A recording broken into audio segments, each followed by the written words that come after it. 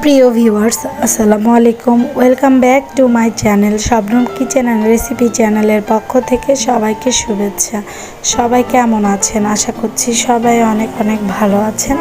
আমি আল্লাহর রহমতে ভালো আছি। তো আজকে আপনাদের সামনে হাজির হয়েছি ফুলঝুরি পিঠার রেসিপি শেয়ার করার জন্য। সবারই খুব পছন্দের এই ফুলঝুরি পিঠা খেতে খুব কুড়মুড়ে হয়।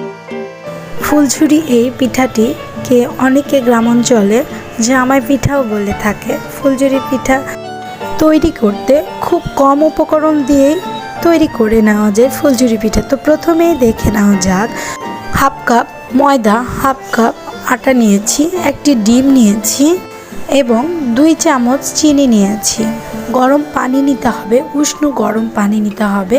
এখন সবগুলো ভালো করে মিক্সড করে নিচ্ছি। আজকের এই ফুলঝুরি পিঠাটি আমি মিষ্টি ফ্লেভারের তৈরি করে নিচ্ছি। আপনারা ঝাল ফ্লেভারেরও তৈরি করে নিতে পারেন। এখন পিঠাটি তৈরি করে নেওয়ার জন্য এমন একটি ছাঁচ ব্যবহার করেছি।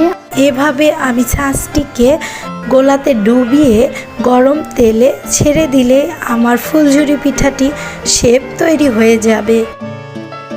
ফুলঝুরি পিঠাটির এই ছাঁচটিকে সবসময় গরম তেলে এভাবে ডুবিয়ে রাখতে হবে।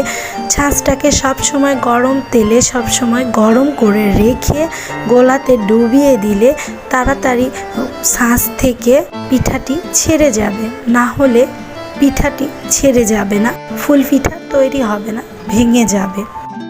সেমভাবে সবগুলো ফুলঝুরি পিঠা আমি একই রকম ছাঁচে ভেজে নিচ্ছি। আমি এখানে এই ধরনের ছাঁচ ব্যবহার করছি। বাজারে ফুলঝুরি পিঠার বিভিন্ন ধরনের এমন ছাঁচ কিনতে পাওয়া যায়। আপনাদের পছন্দ মতো যে কোনো ছাঁচ কিনে নিতে পারেন।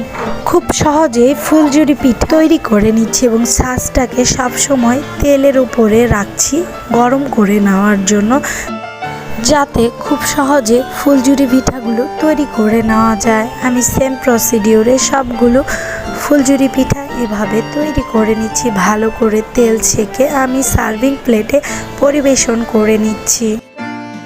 ফুলঝুরি পিঠা তৈরি করে নেওয়ার সময় সবসময় খেয়াল রাখতে হবে ছাঁচটাকে বেশি গোলাতে ডুবানো যাবে না। গোলাতে সামান্য ডুবিয়ে এই ফুল পিঠাটি তেলে ছেড়ে ভেজে নিতে হবে। খুব সহজেই তৈরি করে নেওয়া যায় ফুলঝুরি পিঠাটি। আমার চ্যানেলে যারা নতুন তারা প্লিজ আমার চ্যানেলকে সাবস্ক্রাইব করবেন এবং পাশে থাকা বেল আইকনটা ক্লিক করে রাখবেন। সবাই ভালো থাকবেন, আমার জন্য দোয়া করবেন। আল্লাহ হাফেজ।